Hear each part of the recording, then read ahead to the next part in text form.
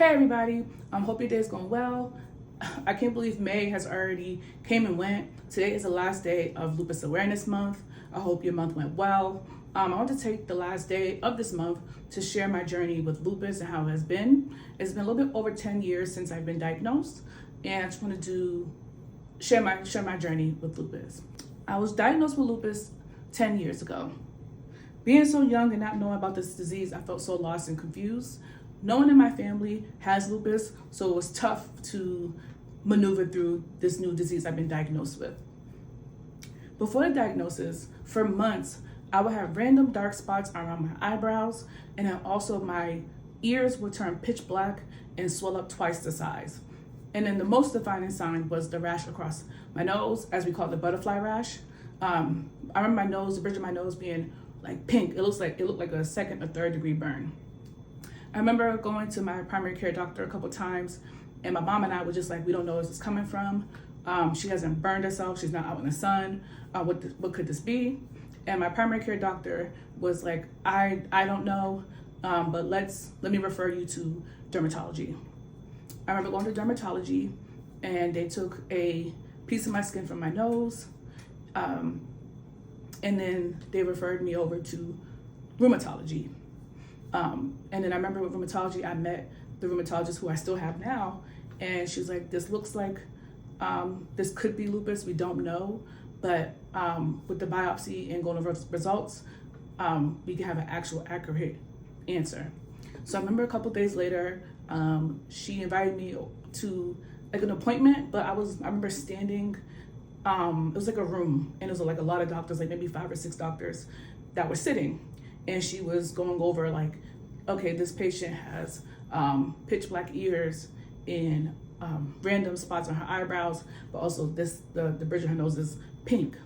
And I remember them asking me questions. When was the first time I noticed these things? And they really appreciated for me coming in and answering the questions.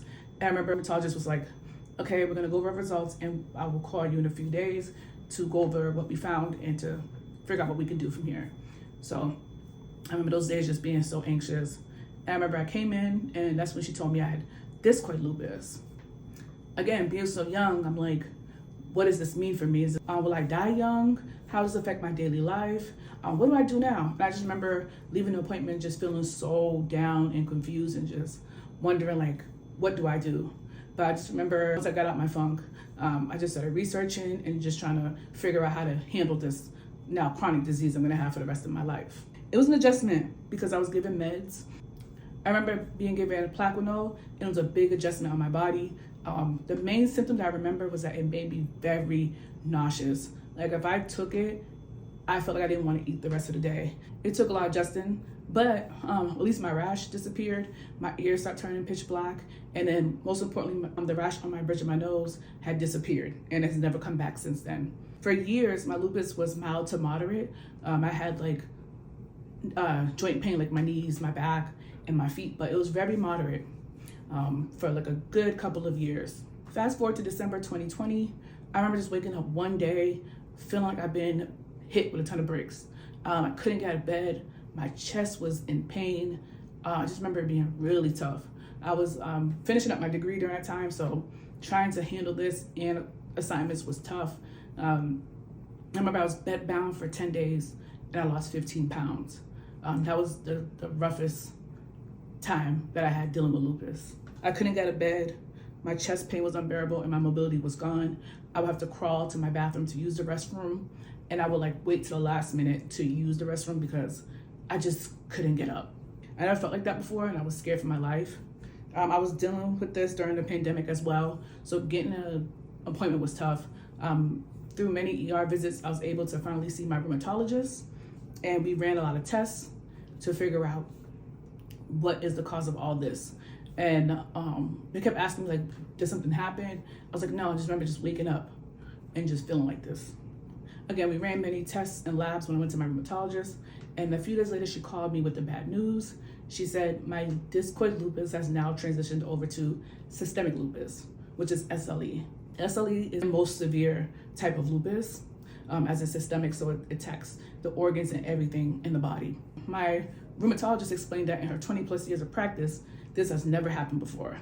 Usually the lupus patient has one type of lupus and it usually stays the same.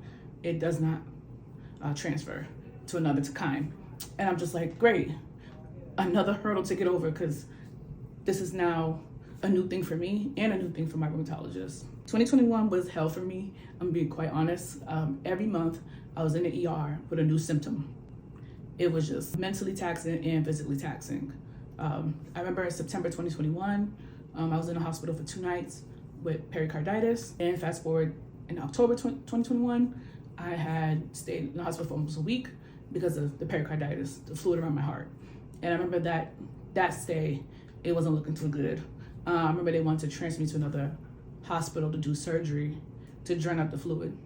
Thank God that the steroids that they gave me was able to release most of the fluid around my heart, so I was able to breathe better. That was tough. That was a really tough ordeal. Then in 2023, March 2023, again, I woke up, my whole ribs, like from front to back, I couldn't breathe, I couldn't yawn, I couldn't move.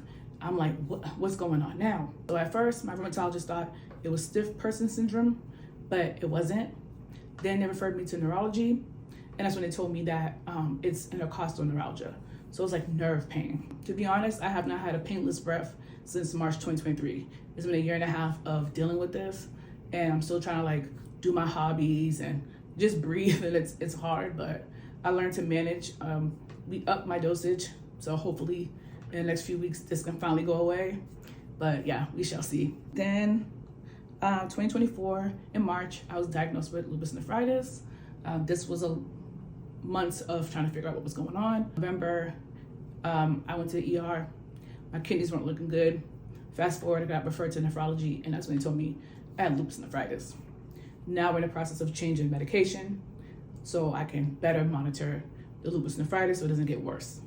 I've been through hell and back with lupus, but I'm still here, I'm still standing. There's days when I want to give up, but my support system has been there for me, because they give me that extra push when I don't have it in me. And when I'm going through my flares or ER visits or hospital stays, or just sometimes day to day, they have been there, and I'm so thankful for them. Also, having my blog has been a great outlet for me. I'm able to express my emotions and keep track of everything. And I just keep telling myself this strength and vulnerability. Sharing my story could inspire folks to share theirs, or someone could feel just seen and heard, and it could be similar to what they're going through, what I'm talking about. So that has been amazing. Yeah, I've been in my flare for 3 years. The best way I can describe lupus is having a toothache, but throughout your whole body. Medication can help lessen the pain, but doesn't take it away completely. Well, in my experience, it does not. I just learned to manage. Lupies, you are seen and heard. I'm sending love to you all. No one knows the fight like us. We prevailed through it all. I'm sending you so much love. I hope May was amazing for you. Through Lupus Awareness Month, we are warriors, we are stars, we are beautiful inside and out. But sending love to you all. L's up.